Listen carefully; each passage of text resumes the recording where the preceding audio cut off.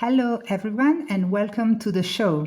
I'm Vanessa Bertinotti, and you are listening to Salute and Biohacking, a podcast where we explore how to optimize health and potential through science, energy, and the art of transformation.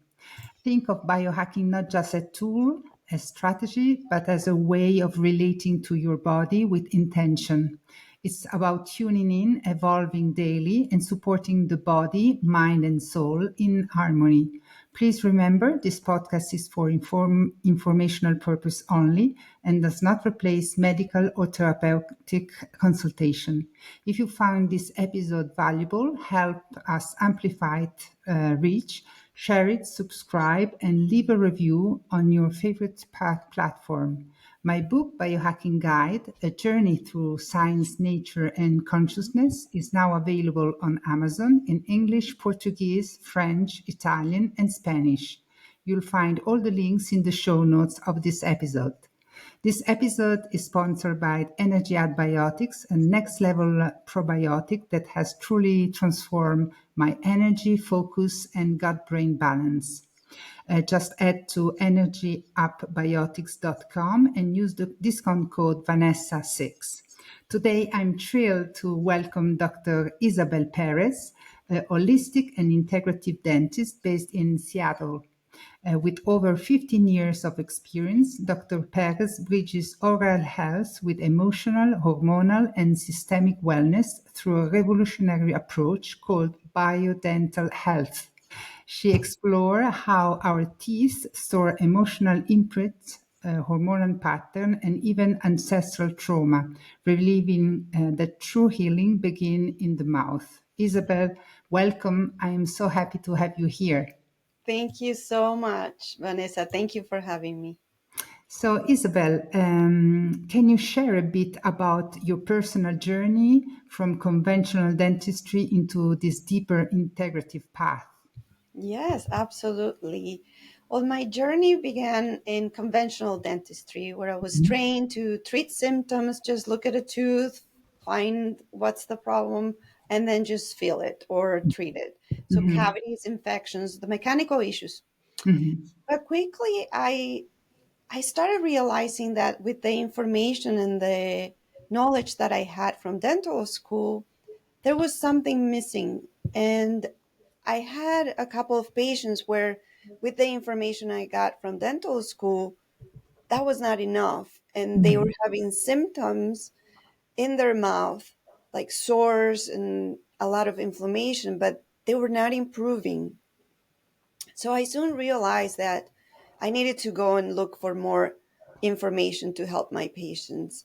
So then I will start seeing that the majority of the connections were not only what was happening in the mouth, but there was a huge connection with the systemic health. mhm, And as you know, with biohacking, there is a lot of different ways that we can help the body transform and heal. And that's what I started learning. And one of the things, and I recently saw a post of someone, a dentist, a conventional dentist, saying, my patients have cavities and they have gum inflammation. So what they're not doing is they're not brushing their teeth mhm. correctly. Yeah. But that's not enough. That's not it. That's not the answer. Because I have a lot of patients that they have an amazing oral hygiene. They brush their teeth, they floss, they do everything that we recommend, but they're still having issues. So then, why is this happening?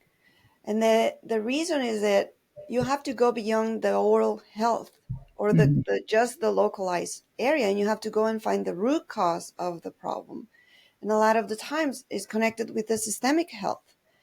And then you talk about the gut and how the microbiome in the mouth, we have 700 different species of bacteria in the mouth. yeah. But then, if there is an imbalanced bacteria, we're going to see that we constantly swallow throughout the day. And where is that imbalanced bacteria going? It's going to the system, it's going to your gut, it's Mhm, going to cause a lot of problems. And that's when I started learning about integrative medicine. And I did a PhD in integrative medicine. Then I found biological dentistry and I started learning more about the connection with the body and the mouth. And I was fascinated with traditional Chinese medicine and how they talk about the organs of the body and how there is a huge connection with the meridians and how that is connected with the teeth. And we can talk about that later, but Mhm. that's kind of how we started, or how I started in my journey in this approach. I'm a really curious person, so I'm always looking for more information to help Mhm. my patients. Awesome. And is it true that each tooth connect to a specific emotion, organ, or energy channel? Could you share some example of this? Absolutely. So, traditional Chinese medicine talks about meridians, and Mhm. meridians are energetic channels in our body. And that's how, for example, an acupuncturist treats your liver by putting needles in specific areas in your hand. It's not that your liver is in your hand, but there is a meridian, a channel that connects to that part of your body. Exactly. Yeah. So they they used to say that teeth are the first acupuncture needles, because if you think about it, the roots of the teeth, they just don't end in that jawbone. Is There is a huge connection energetically with these meridians. So we can talk about, for example, the upper right molars. And Mhm. those molars are connected with the pancreas and the stomach meridian. But one of the molars in there, sorry, the upper right first molar, and actually in general those molars, are also connected with the breast, right? What we see a lot is patients that have root canals, for example, on a tooth. A root canal is when the tooth dies and they have to feel the inside of the tooth, which we can talk about that later. But usually, if we don't remove the bacteria from inside of the tooth completely, there is a high possibility of an infection in the future with this tooth. When we have a root canal tooth, there is a possibility that that meridian, the energetic channel, is blocked. And if we have a problem in the tooth that is connected to the breast meridian, there is a possibility that something can be connected in there. And we see a lot women that have breast cancer and a correlation with an infected root canal or a root canal on those Mhm. particular areas. So upper right molars will be with the right breast, upper left molars will be with the left breast. Mhm. If, Interesting. if we're talking about the front teeth, for example, those are connected with the kidney and bladder. So there is correlation. If you have a bladder infection, let's see what's happening with those front teeth. What is that connection? Maybe the bladder is causing some discomfort or there is an imbalance, but then what's happening with that meridian, that energetic channel? So there's a huge correlation between energy, emotions, and then the meridian in the teeth. And when Mhm. we talk about emotions, there is a study that is called PNEI, that stands for psycho, neuro, endocrine immunology. Mhm. When we think about that psychological aspect, we're thinking about our thoughts and our emotions, right?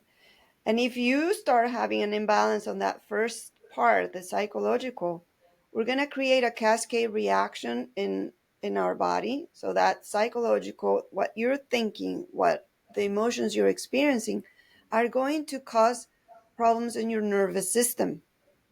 So if you're having a lot of stress and then it's constant stress, and then maybe you're clenching your teeth, then we're going to see that the nervous system is going to be affected. So your sympathetic nervous system is going to be affected. And what is going to happen? The next aspect, the PNE, the endocrine, is going to Mhm. be affected. So your hormones are going to be dysregulated. Your cortisol levels are probably going to be increasing.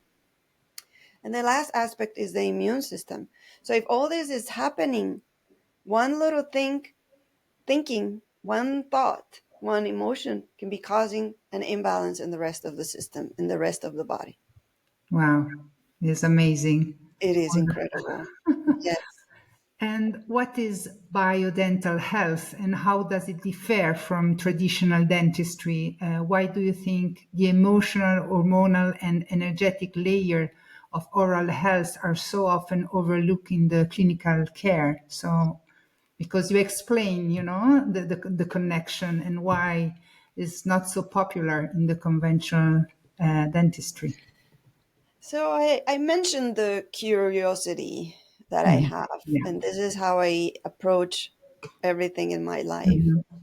And I feel that I got to Biodental Health, which is a brand that I created because I connect the biological, dental, the Mhm. dentistry, and our health. Our biology has a lot of information of what's going on in our body.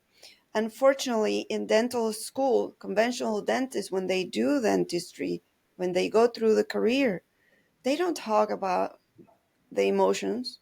They don't talk about that energetic connection. They don't go and start talking about the connections with the systemic health.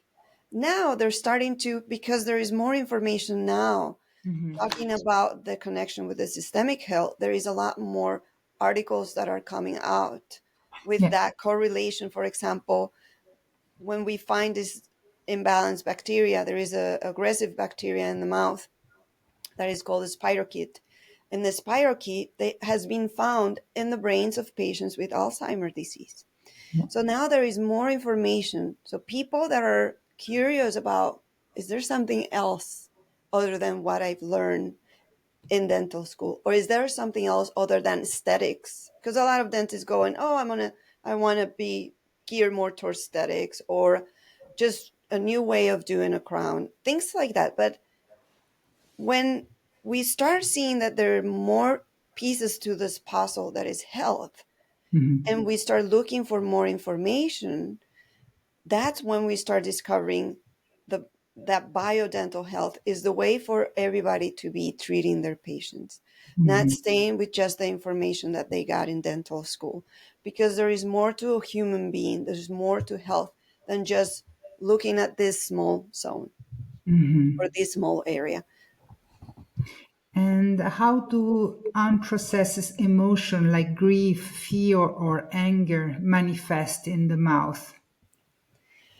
So we talked about the PNEI and Mhm. how our thoughts and emotions can affect our nervous system, and then Mhm. also affect our endocrine system and our immune system.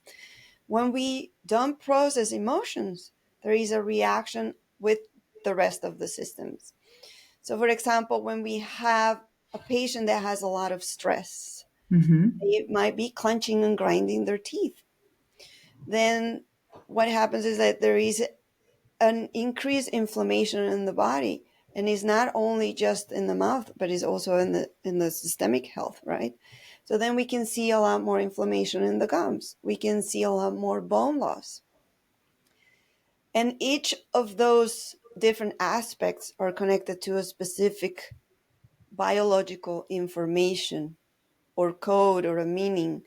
So basically, the body is sending us message about things that we need to solve in our psychological and emotional aspect. Mhm. So when we have a patient that has, for example, some bone loss, our biology connects the bone with your values, things that are valuable, with structure, with foundation.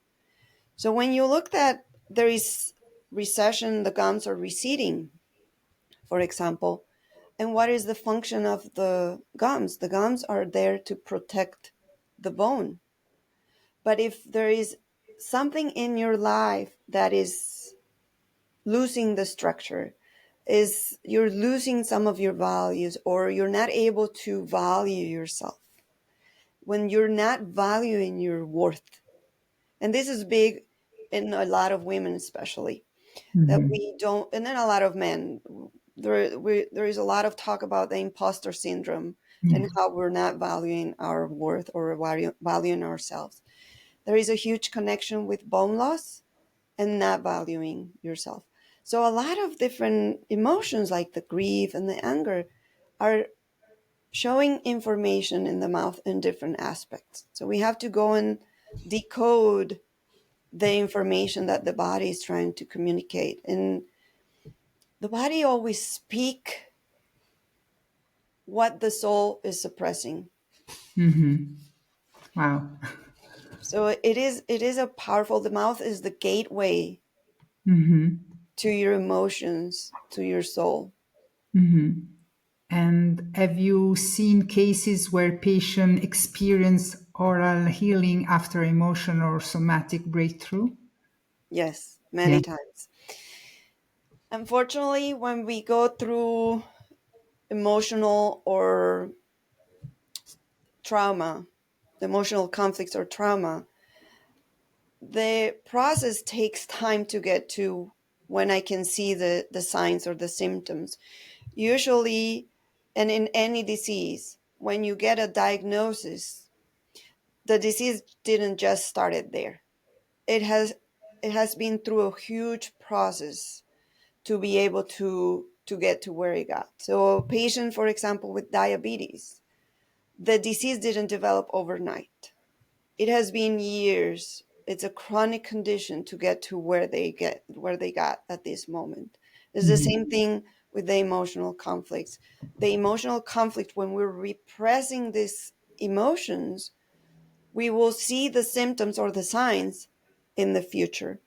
So to be able to see this resolution of the physical body, for example, a patient that is clenching their teeth and grinding, a lot of the times is this repressed emotion, this repressed communication, something that you want to communicate, but you're not able to do it. So you're repressing this communication. Maybe you have a project that you want to do and you want to share it with your boss, but your boss doesn't allow you to do this. So then there is a conflict in there and you're clenching the teeth, or you're upset with your kids and you'd rather just stay quiet because you don't want to make things worse. So it's like you look at the problem, there is a triggering event that caused the problem. And then it could be the clenching. In this case, we're going to talk about clenching because a lot of people I've noticed Yeah. that they go through this. And actually, I have a free ebook on my website so that people can access it to get a lot more information about the grinding, the bruxism. But when the patient becomes aware of what is causing this conflict or this diagnosis, they start doing a process, an emotional healing to be able to resolve this situation. So I've had patients that their symptoms completely go away. Yes, I'm not going to separate the physical aspect of every single situation. We are a very complex being. So it's not just the psycho-emotional is causing this, it's a combination of things. But when we think about the PNEI structure, you need to think about the whole aspect that can be causing a symptom or a sick or a disease. So patients become aware. We do conversations. There is sessions where we get to this triggering event, but then there is usually information in our childhood that is stored in our subconscious mind, that every single cell of our body has receptors for these different emotions. And if you had a conflict when you were between the age of 0 to 7 years old, usually that's when the subconscious limiting beliefs get stored. If you had an event when you were 5 or 7 or 6 that tells you you cannot communicate, you cannot express what you feel because maybe a parent shut you down when you were going to say something and said, you don't say that. You don't say what you're thinking right now. So if you had that memory, you have to go there and then just make peace with it. Change the perspective. We cannot change what happened to us when we were young or what happened to us in the past, but we can have a different perspective, especially a different perspective of what we believe of ourselves. Yeah. So yes, a lot of inflammation in the gums can improve. A lot of, um, for example, as I was saying, jaw pain or grinding, clenching can improve. It takes time. It takes a lot of consciousness and awareness of where is the initial problem if we're going to the root cause. And then, of course, addressing the physical aspects of it. Mhm. So it's a Mhm. combination of things. Mhm. Actually, it's funny because this week I do hypnosis, and I had like a woman with this problem of grinding. And so with hypnosis, you go back to childhood. So it's really, really interesting because you go to neutralize this emotion, and then you see that the patient, just in one session, also with it balanced the nervous system. So it's amazing how the unconscious can release this emotion, and the people can really get better very fast. Hmm. And you apply also some sort of hypnosis in what you're doing, or what kind of work you do on the unconscious? It can be called hypnosis, even though it's not hypnosis. But yes, I take the patient in a meditative state. Okay. Yeah. But then it's a lot of somatic work, Mm. allowing the body to give you the answers instead of staying on what you think, Yeah. because Yeah. our mind lies, Mm. right? But Yes. the body never lies. The Hmm. body is always telling the truth. Hmm. So when you connect with your body and connect with the emotions that surface through this meditation and connection with your body, then we can address which one is that emotion that is causing this problem, and what is the connection with the childhood. Because Okay. you go and you just take the patient towards maybe a specific, and it has to be a specific event that triggers this situation. And what's the role of the jaw in emotional tension, especially in those with trauma or high functioning anxiety? Is that an So important it's, thing? it's super important because the jaw is a key storage center for suppressed emotion. Mm. Um, it's when we clench to stay composed. So people that are very high functioning, that have a high functioning anxiety, can carry a lot of tension in their jaw and their neck. So we see a lot of patients that are dealing with imbalances. And one of the things that is important for people to understand is that the mouth and the jaw is connected with other joints. For Mhm. example, if you have an imbalance in your TMJ, in your jaw, temporomandibular joint, your body needs to be compensating. Our body, the only function of the body is to defend itself.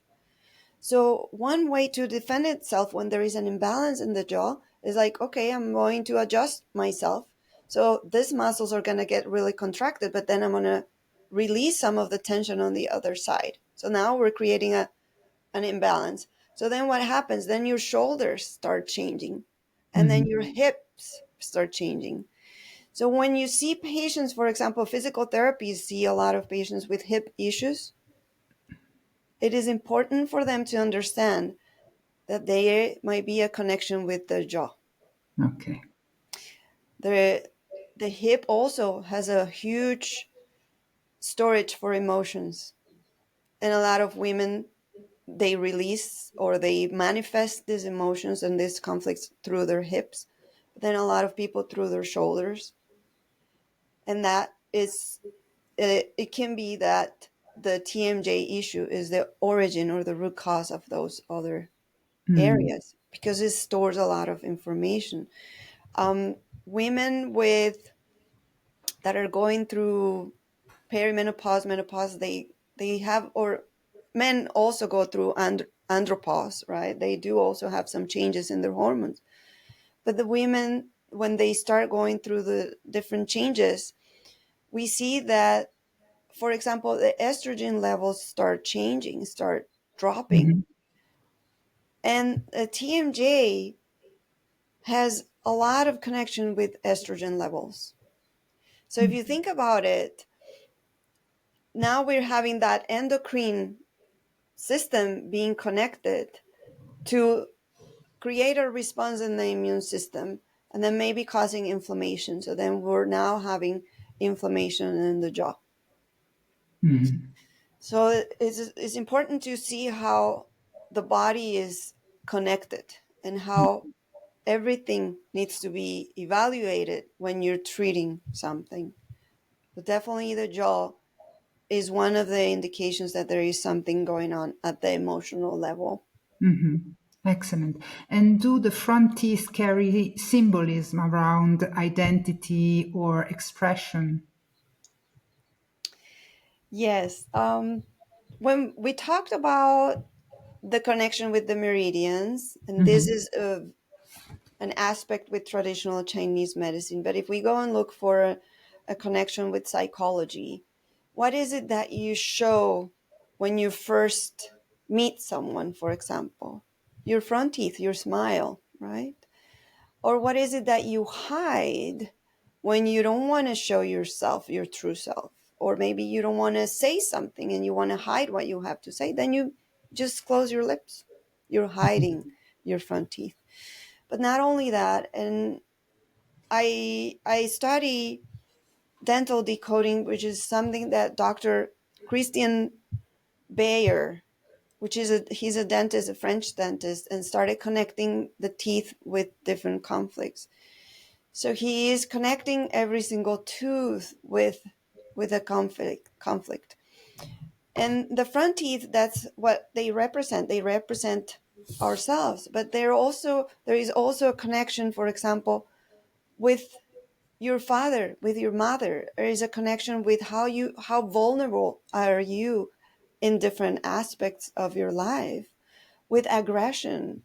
So how are you with aggression? Because if you think about it, when someone is going to defend itself, or what do dogs do, for example, when they're mad? Mhm. They show their teeth, right? So they're showing their aggression. So in a way, there is a connection with, I want to show my aggression by showing more teeth. And then also when you have recession, when the gum recedes, what is happening? The teeth get longer. So it's Mhm. as your biology is wanting you to show your aggression. And this aggression is not something negative. It's more like you sometimes need to be aggressive to do things. So if you have a project in mind, you have a goal, you have a dream that you want to achieve, you want to aggressively go towards it. So it's not a negative connotation. Sometimes it can be, but not necessarily. Mhm. Excellent. And what's let's talk maybe about hormones. You talked before. How do hormone phases like menstruation, pregnancy, or menopause impact the gum, teeth, or jaw? So that's also interesting topic, I think. Yes, it's there is a huge connection with what's happening with our hormones and what happens in the mouth. Um, for example, estrogen is one of the hormones that changes constantly when we go through our cycle as a woman, and when we're going on the menstruation or perimenopause, or when women are pregnant. There's a lot of changes in the hormones as well. So this estrogen supports the gum tissue and the bone density. So if the estrogen levels are low, there is going to be an increased inflammation in the gums, maybe a possibility of more bone loss, dry mouth. For example, women with going through perimenopause or menopause, they have a lot of dry mouth. They also have something that is called burning mouth syndrome, where they feel that their tongue and their mouth is burning. And also they can have some microbiome imbalances, so imbalances in the bacteria in the mouth. If we look at progesterone, the progesterone also regulates the blood flow and the tissue response. So Maybe if it's increased, we can have some gum sensitivity, some swelling, some bleeding. As I said, a lot of the patients that I see, their oral health is completely immaculate. So they have a really good oral hygiene, but they once a month they come and there's one specific area in their mouth that is inflamed. Why Hmm. is this happening? Well, let's look at your hormones. How are your estrogen levels? How is your progesterone? And then, for example, testosterone is essential for our jawbone and for the tissue health. So if we have a low level of testosterone, we can see a slower repair in the healing or in the gum tissue and the bone.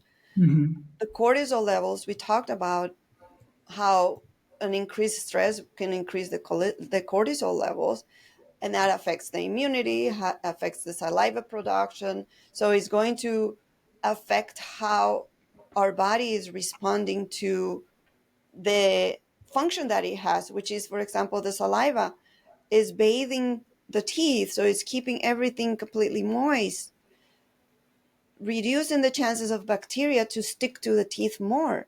So if our cortisol levels, and this is something that happens when you have a high stress, you often notice like your mouth is dry, there is less saliva production, but then there is more inflammation and then your immunity is weakened.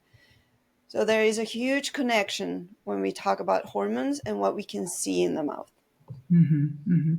And how does the oral microbiome reflect the shift during pregnancy or perimenopause?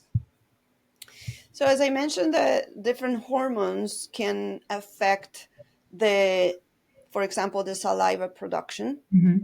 And as I mentioned, the saliva is in charge of bathing, and not only that, but in our saliva we have a lot of minerals that our teeth need to remineralize.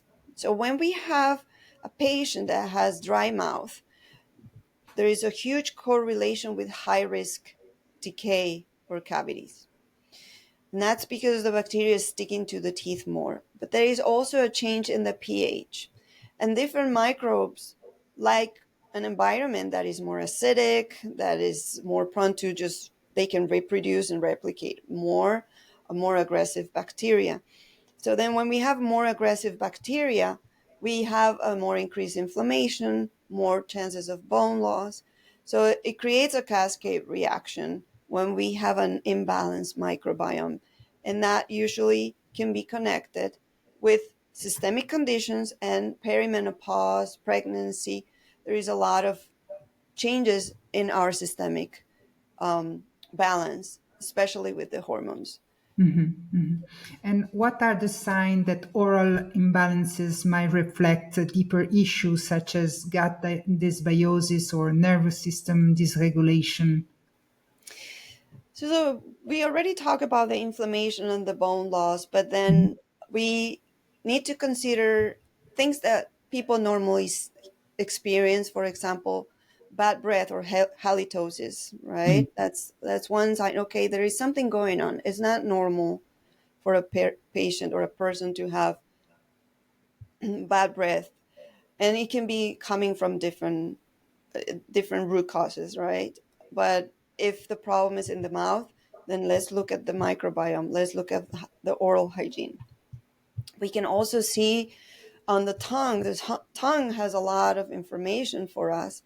And if there is like a coating on the tongue, that can be an indication that there is an imbalance also in the systemic health. Not necessarily that they're just not cleaning, and this is something that people need to do, clean their tongue, because we see patients, and every single patient that we see, we get a sample of their plaque mhm, from around the teeth and we put it under the microscope. But we're also getting a sample from the tongue, and we see a lot of bacteria in that tongue. So we want to make sure that you're not only just brushing your teeth, but also scraping your tongue. mhm, And then when we see that there is chronic inflammation and the patient is doing everything that we recommend and is not improving, we have to think about, okay, is there a leaky gut going on? That we're seeing some bacteria that is not supposed to be in the mouth? Or Is there problems with the immune system, and there is inflammation in the rest of the body? So what's going on with the rest of the system? Then also, when we have a dysregulation in the nervous system, we're going to see that things are not functioning properly, because the body is meant to be working, but then Mhm. also to have these resting periods. So if you're not sleeping okay, if you're not having that parasympathetic, that relaxation uh, system of the nervous system, then there is going to be an imbalance in the healing aspect of your body, not just in your mouth. Mhm. And how does the vagus nerve tie into oral health, dental trauma, and healing? So we were talking about how it's important to rest and to Mhm. have a more balanced nervous system, trying to regulate that parasympathetic, because the vagus nerve is essential for rest, for digestion, and for healing. So if we are not having this balance in the nervous system, we're going to see that there is going to be a lot of the healing affected, right? Especially if we're talking about pain, or if we're talking about fear, that those aspects can disrupt the vagus nerve. Mhm. Yeah. So we need to do different or practice different things that can help balance our nervous system.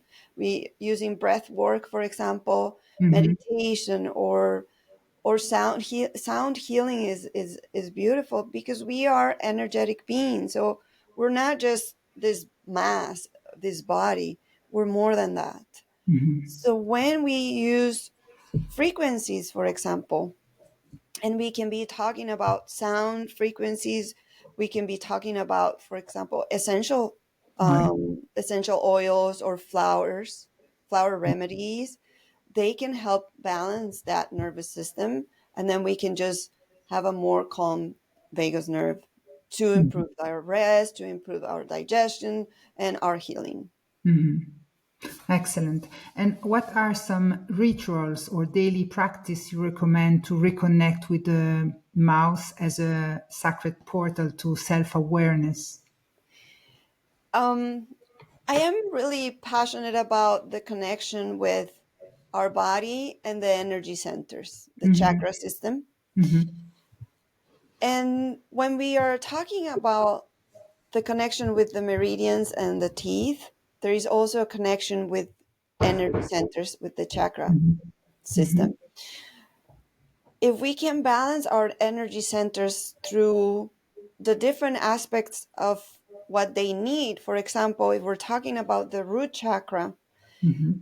which is the lower part of your on your pelvis area, on your sex or area, like on the perianal area, on that area, is connected with grounding. So if we can walk bare feet on the grass, that will be great. So when we're doing that, we're helping our body regulate a little bit. So that will be one of the things that we can do. The breathing exercises, maybe looking at your energy centers balance, right? There is a huge connection with the sacral energy Mhm. center, Yeah. which is where the uterus for a woman is, and um, the gut is connected in there. When we're looking at the pairs, because the energy centers are in pairs, it's connected with the throat chakra. So the sacral and the throat chakra are connected, they're pairs. And the throat chakra is connected with our mouth, with our shoulders. When we're balancing the sacral, and maybe eating foods that are orange, um, like peppers that are orange, oranges, things that are orange, they are going to create some balance on that energetic center. And then if we're helping that energetic center, and it is interesting to think that that energetic center is also the one that is going to help us materialize our dreams, right? Mhm. But then a lot of the dreams are connected with the mouth. So we have four first molars in our mouth. And every first molar on each quadrant of our mouth is going to represent something connected with your soul. So if we think about the upper right, first molar is connected with the dreams of the soul. So if we want to materialize those dreams, we can balance that energy center on your sacral. Of course, all the energy centers will be ideal to be Mhm. aligned. But when you speak and when you say your dreams, then you're saying, for example, I want to be someone that is going to speak easily in a presentation, for example. When you're saying that, your body is receiving the energy. So your voice is really powerful because it's sending frequencies to not only your surroundings, but to your body as well. So that's another practice that people should do, like expressing, talking, whatever that they desire, their dreams. Mhm. So that's why affirmations are Or- important when you say your affirmations. But then I will add that to the affirmation, you need to add some emotion. You need to connect with an emotion. Mhm. Mhm. So like humming, sound healing, singing, those are also really good for the Mhm. mouth. And how can someone with dental fear begin healing, not just physically, but emotionally? What do you suggest? This has a lot of layers, and fear comes from different aspects, right? Uh-huh. And then fear can be to just a moment that an experience that you had in a dental chair that caused you the fear, or it can be connected with someone is being very close to you and I don't feel comfortable when someone is close to you or to me. So we have to find out what is the origin of the fear. Okay. Working in a dental office, for a dentist this is very hard to do, or yes, for a dentist it's difficult to do that. So as I said, we are a complex being, so we have to approach fear from different aspects. Having a hypnotherapist like you will be ideal to Mhm. go through sessions and get rid of that dental fear. But if you're a dentist and you're in the chair, what is it that you're going to do? And there is a device that we use with patients that are very anxious and fearful that is frequencies and stimulates the alpha brain waves, which are the brain waves that are more calming. So we put the device is called alpha stim, and we put it on the earlobe, and that causes the alpha brain waves to be more prominent, and it causes a little relaxation. But this is a temporary thing, right? You need to go to the root cause of the fear and find out what it is that first situation that caused the fear, and then go and see it now from a different perspective and see Mhm. how we can transform that fear Mhm. and that experience of being powerless, for example. And so encourage patients to just breathe, meditate, connect with that fear, and see what comes to the surface. What is that emotion that the fear is bringing? Because Mhm. behind fear, there is probably something else. Mhm. And I don't know if you have experienced that with your patients or with your clients. Yeah, actually, the fear comes very often in childhood, as you said. Mm-hmm. So around 7, 10 years old, and so something happened there, and it triggers this fear. So Mm-hmm. it's exactly what you're saying. Yeah, Mm-hmm. to go to the source of the fear. Yeah. Yes, yes. And you collaborate with functional medicine doctor, therapist, and other practitioner. How does this multidisciplinary approach support deeper healing? How do you mix everything together? What is your maybe approach? Yes, so the healing is not linear. Okay. It's multi-dimensional, Hmm. right?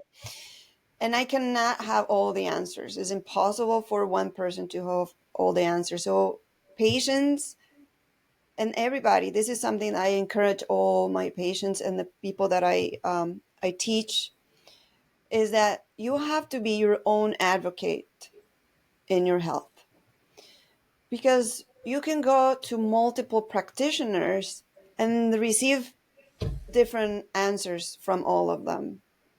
But you are the one that knows what's best for you, and your body knows what's best for you.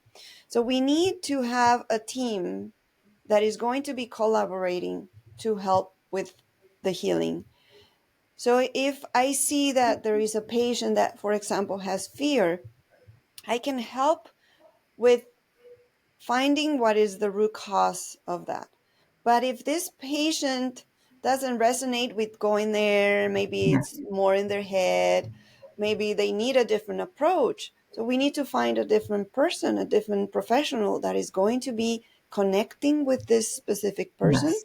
to be able to get to the root cause of the problem. So I don't have all the answers for my patients, but I have a team of professionals that I trust and recommend, that they can go and talk to be able to have a more whole approach, a Hmm. holistic approach. So we Hmm. can have psychotherapies, we can have somatic coaches, we can have acupuncturists. Um, in the first appointments, like when I do my initial consultation in the dental chair, our appointment is 90 minutes. And this is just to look at some information in their mouth. But then if I see that the connections between what I'm seeing in the mouth and what the patient is reporting are not matching, okay, let's go and dig a little bit deeper and find out what's going on and what needs to be addressed.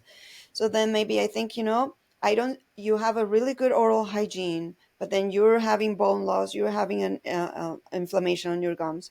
How is your gut? No, my gut is great. I have no problems. I eat very healthy. My nutrition is really good. I eat a lot of vegetables, fruits. It's a really balanced diet. Well, but there's still something missing in this puzzle. Let's go and talk with a functional medicine doctor, or let's go and have some lab work done with a naturopath, someone that knows more about that integration of the body and the connection with the rest of the system, that can give us more answers, more information. Because, and then also we can do some saliva testing, for example, to see what's going on. Maybe it's connected with your hormones, it's connected with your immune system, it's connected with your gut. So let's find out. And then where is the origin? Go again to that root, the psycho-emotional, the P for the from the PNEI. Let's go and find that root cause. So you have to be doing a lot of work. As I said, when you get a diagnosis, the diagnosis didn't happen overnight. So this is a condition that has been going on for a long time. The body is a messenger, and it gives us messages that at the beginning they're very subtle, Hmm. very little information, maybe a little discomfort here and there, but you ignored it, you don't pay attention to it, and you keep doing what you're doing. Then the message gets louder and louder and louder. For example, in the mouth, you start with a little cavity, and then the same tooth a few years later, there is a fracture, or there is a bigger cavity. So you need a different restoration. You need a crown. Then a few years later, this crown fails, and now you need or you have a bigger cavity. Now there is a root canal. They need a root canal. So the body starts with a little message, and it gets louder and louder and louder until you do something different and you change it. So we need to listen to those little subtle messages that the body is sending us.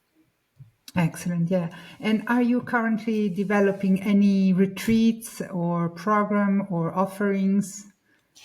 Yes, right now, I would like to invite everyone. We're starting a free Q&A session every month connected with holistic and biological dentistry. You can find all this information on my website.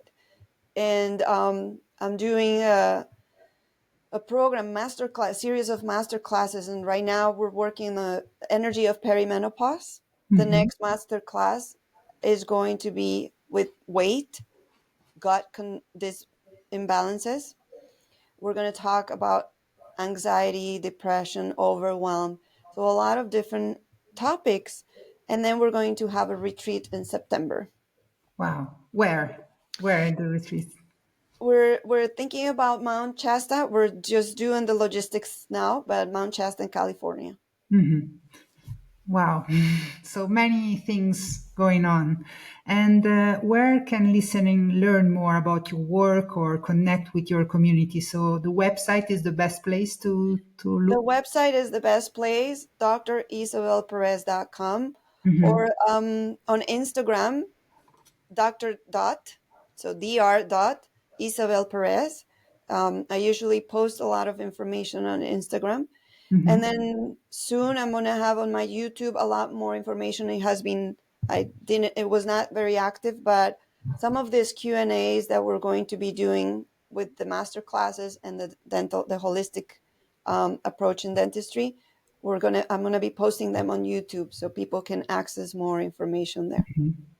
So I will include all your links in the show notes of this episode. And thank you, Isabel, for all your insight and your wisdom. I think that it was a great episode and eye-opening for everybody it was listening. So yeah, I think that the mouse or the dentist should be the main doctor that can help to find really the root cause of all the diseases and then spread to other like health professional. I think it could be a great vision for the future. Start in the mouth and then find the root cause through a multidisciplinary approach. What do you think? Could I be, 100% agree. It's interesting that you say that because on my presentations, I usually do draw kind of like a map, yeah, and then the goal end of the map is health and longevity, uh, but the beginning is oral health.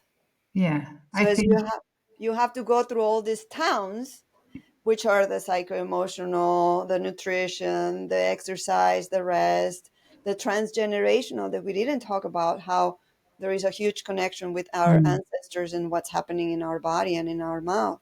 But yes, we start in the oral health, and every single physician, every single practitioner, healthcare practitioner, coach, they should know more about this connection with the rest of the body and that the emotional aspect too. thank you very much, Thank Isabel, you so much. I for, appreciate it. and hope to see you soon. And have a great day in Thank Seattle you. today. And thank you for everything that you do. Congratulations again on your book. Thank you. Thank you.